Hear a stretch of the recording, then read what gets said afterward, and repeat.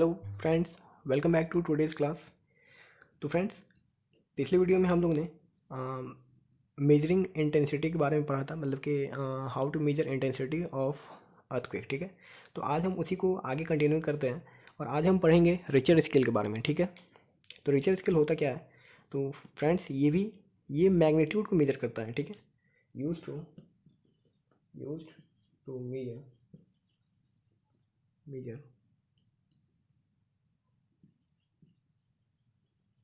Major magnitude of earthquake।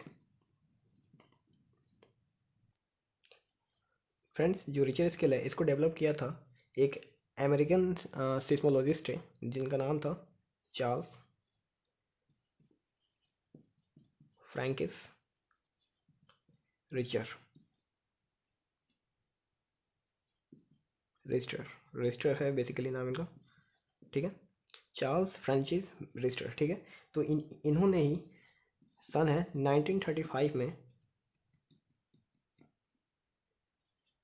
Richter scale को develop किया था, यानी सिंपली बोले तो डिस्कवर किया था। ठीक है, तो जो रिचर स्केल होता है तो इसमें 9 सेक्शंस बने रहते हैं, जीरो से 9 तक। ठीक है, 0 से 9 तक इसमें सेक्शन बने रहते हैं और ये जो सेक्शंस होते हैं ये इस चीज़ को दर्शाते हैं कि जो भूकंप है, यानी जो क्या अर्थक्वेक है, वो कितना ज़्यादा शक्तिशाली है या कितना ज़्यादा कमज़ोर है। ठीक है, तो मैं आपको बताता हूँ कि आखिर ये जो सेक्शंस हैं ये इनका मतलब क्या है।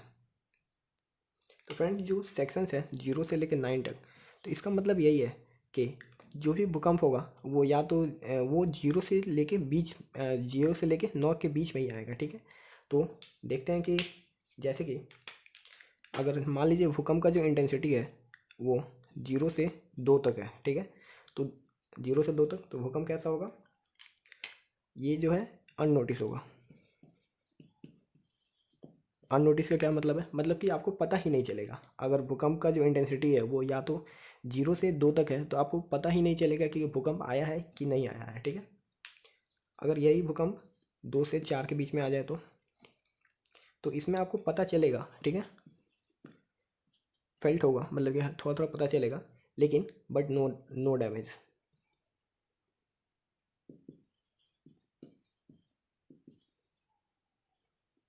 यानी इससे आप ऐसा मतलब कि सोच सकते हैं कि ऐसा भूकंप आया तो आपको पता चल सकता है। ठीक है, ऐसा भूकंप अगर आता है 2 से 4 के बीच में तो आपको पता चल जाएगा, लेकिन इससे कोई हानि नहीं होगी, कोई डैमेज नहीं होगा। ठीक है, फिर उसके बाद अगर 4 से 6 के बीच में आ जाए तो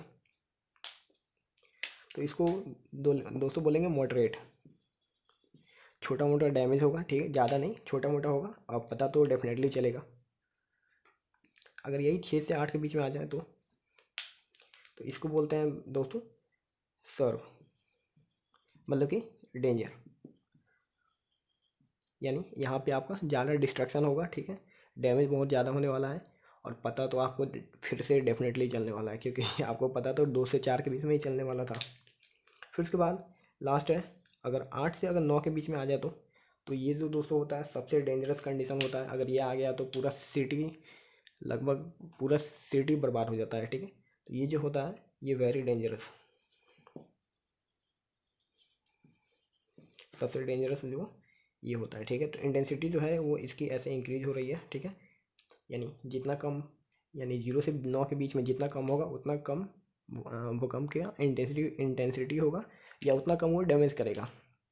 सबसे पहले था कि 0 से 2 के बीच में तो आपको पता ही नहीं चलेगा, 2 से 4 के बीच में पता चलेगा लेकिन कोई डैमेज नहीं। 4 6 8 और 8 9 में आपको पता भी चलेगा और डैमेज भी होना लगेगा। ठीक है, यहाँ पे देखिए, यहाँ पे कम डैमेज हो रहा था, यहाँ पे ज़्यादा और यहाँ पे बहुत ज़्यादा। तो फ्रेंड्स, इसके बाद चैप्टर में बस सेफ्टी मेजर्स हैं कि आपको क्या क्या सेफ्टी लेनी चाहिए। तो सीएचएस के एग्ज़ाम के व्यू से तो ये बहुत ज़्यादा ज़रूरी नहीं है सेफ्टी वाले, क्योंकि सेफ्टी वाले ज़्यादातर आपके एग्ज़ाम्स में आते हैं। ठीक है, जो आपके जो बोर्ड एग्ज़ाम्स आते हैं, ठीक है, board exam sorry school exams, board तो 8 में होने वाले नहीं हैं।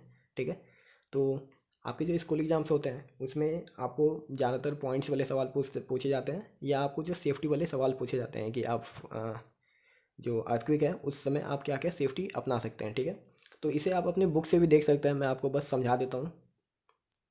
दोस्तों जब भी भूकंप आए तो सबसे पहले कि आप कभी भी किसी टॉल बिल्डिंग के पास नहीं खड़े हो, ठीक है। टॉल बिल्डिंग के पास दोस्तों ये सब बहुत ही कॉमन बात है, ठीक है।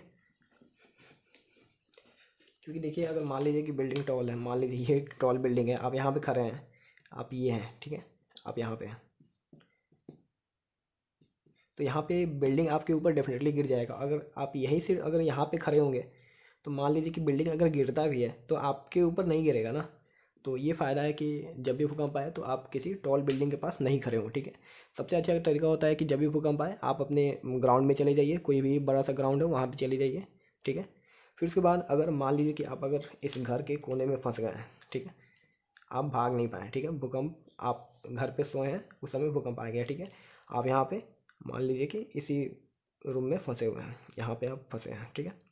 तब आप क्या कर सकते हैं, तब आप सोचिए कि अगर मान लीजिए बिल्डिंग गिर गया तो मरना तो है ही, ठीक है, लेकिन आप जितना करें उतना बच सकते हैं, ठीक है। बचने का तरीका इसमें क्या हो सकता है दोस्तों, अगर आपके पास कहीं भी वुडन मेज हो, यानी जो लकड़ी का चौकी होता है या लकड़ी का टेबल होता है, तो कोई भी टेबल के नीचे आप छुप सकते हैं, ठीक है। और टेबल को क्या करें, आप कॉर्नर में रख लें, कॉर्नर में टेबल रखेंगे। दोस्तों होता क्या है कि जो घर गिरेगा तो वो जनरली बीच में ही गिरता है, ठीक है, इसका ज़्यादा मटेरियल बीच में गिरता है। तो कोना में जो है वो थोड़ा आप बच सकते हैं, ठीक है। आप इसे और बाद में इसे समझेंगे, ठीक है। तो जो कॉर्नर होता है कि आप वहाँ पे क्या करें, अपना टेबल लगा लें, ठीक है, और इसके नीचे आप यहाँ पे छुप सकते हैं। जैसे अगर बिल्डिंग गिरती भी है तो आप साइड से बच सकते हैं, ठीक है। फिर उसके बाद आप क्या कर सकते हैं कि जैसे आप अगर बेड के नीचे हैं तो बेड के नीचे भी आप छुप के आप पिल्लो यानी तकिया लेके उसे आप अपने सर के ऊपर रख लें, क्योंकि सर को प्रोटेक्ट करना बहुत ही ज़रूरी है। अगर हेड बचा रहा तो आपके बचने के भी चांसेस बढ़ जाते हैं, ठीक है। दोस्तों यही थे कुछ टिप्स, ठीक है। और कुछ है जैसे कि आप जब भी भूकंप आए तो आप लिफ्ट का इस्तेमाल नहीं करें। लिफ्ट में जो दोस्तों वायर होती है वो जनरली टूट भी सकती है उस समय, इसलिए आप अगर लिफ्ट की वायर टूट गई तो आप जान ही रहे हैं कि आपका मरना तो तय है, ठीक है, फिक्स एकदम। तो इसलिए तो आप लिफ्ट का इस्तेमाल ना करें। मैंने बोला बिल्डिंग के पास नहीं खड़ा रहना है, इसका मतलब आपको किसी भी ऊंची किसी भी ऊंची चीज़ के पास खड़ा नहीं रहना है। जैसे आप किसी पेड़ के पास भी खड़े ना हो, ठीक है, क्योंकि पेड़ भी गिर सकते हैं, कुछ भी गिर सकता है, कोई भी ऊंचा चीज़ हो वो गिर सकता है, ठीक है, भूकंप के समय। डिपेंड करेगा कि भूकंप का इंटेंसिटी कितना है, ठीक है। दोस्तों आज के लिए बस इतना ही, मिलते हैं अपनी नेक्स्ट वीडियो में। तो चैप्टर दोस्तों ख़त्म हो गया है, अब नेक्स्ट वीडियो में मिलेंगे किसी नेक्स्ट चैप्टर के साथ।